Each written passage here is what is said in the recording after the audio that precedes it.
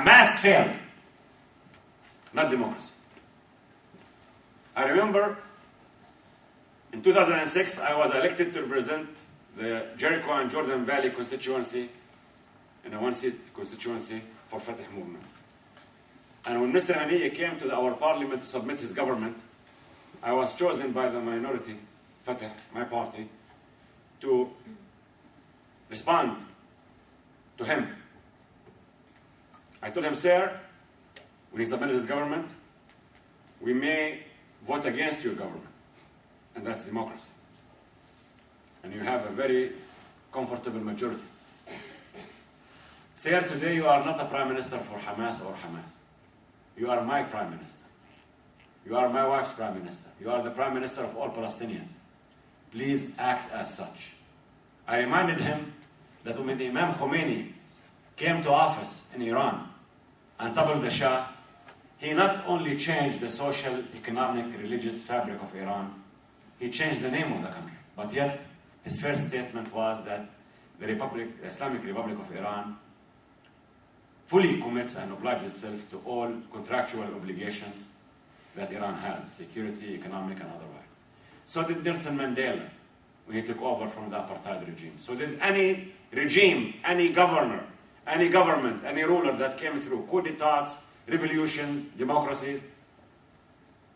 That's the first thing people do, is the obligations are on the nation, on the country, not on that party or that party. Unfortunately, Hamas said, because we won the elections, the UN must change its charter and resolution. And because we won the elections, the Arab League must cancel its Arab Peace Initiative. And because we won the elections, the PLO must cancel its agreement with Israel. This cannot stand. And if we don't help ourselves on this, as Palestinians, no one will help us. And I'll be very, very candid with you. The difference between my party and Hamas is not over an economic program, educational program, social program. The difference is that I stand for my party and for my president and say that we can make peace through negotiations and peaceful means void of violence. Hamas is saying, don't listen to him. He's been trying for 18 years. He brought you more settlements, more occupation. So if I have an end game agreement, I will prevail. I will win. If I don't have an end game agreement with Israel, I will disappear. It's as simple as that. And that's put the question to Mr. Netanyahu.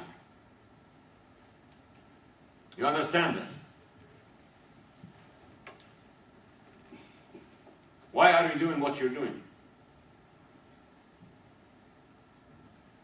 Why is it that you chose 24 hours after the yes that was handed to Senator Mitchell and Vice President Biden to throw in our faces 1,600 housing units in East Jerusalem? Sir, Judaism has been with us for 5,700 years. Couldn't you wait 4 more days before you say that Haram Ibrahimi or Rachel Tomb is part of Jewish heritage? Another 4 days could be 5,704 days. We have recognized Israel's right to exist in peace and security in 67 lines. And we have accepted the concept of swaps. And you know why we accepted the concept of swaps. It's a major concession from us. Because they created the illegal settlements on the ground that we need to accommodate as part of Israel. We accepted a third party called the European Union, and to be a nation with limited arms.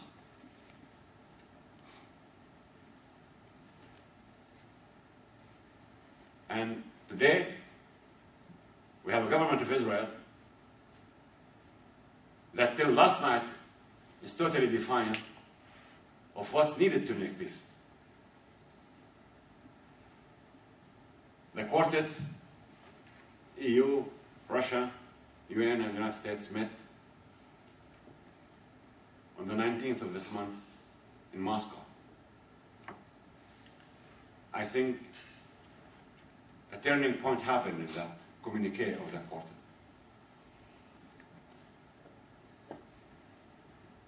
They said that they refuse the annexation of Jerusalem to Israel, and they don't recognize it. including the United States. They condemn even the planning of settlements in Jerusalem and the demolition of homes and evictions, and they ask Israel to abide by international law. Mr. Netanyahu, you have a choice. Settlements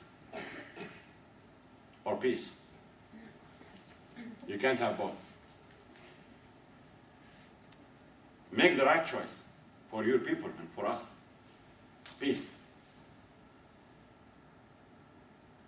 You know that if I don't have the end game with you, I'm going to disappear.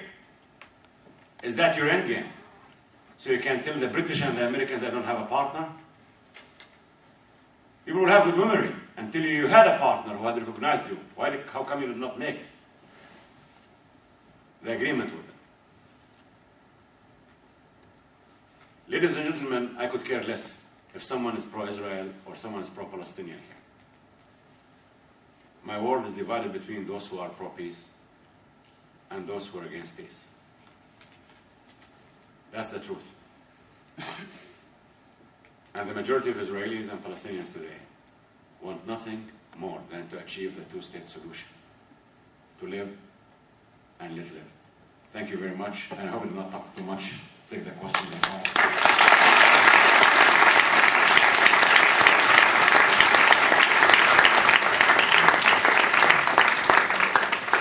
Thank you, Dr. Erekat. I've been to many lectures of this sort. I've rarely been present at one which has commanded such rapt and careful attention. I think the eloquence and clarity of your presentation deserve nothing less. We have 45 minutes if we need them for questions, comments, observations, challenges that you want to make. I'd like to be challenged. Absolutely. So, please don't leave anything in your mind if you have anything, any question, anything that you want to clarify, you want to counter, you want to...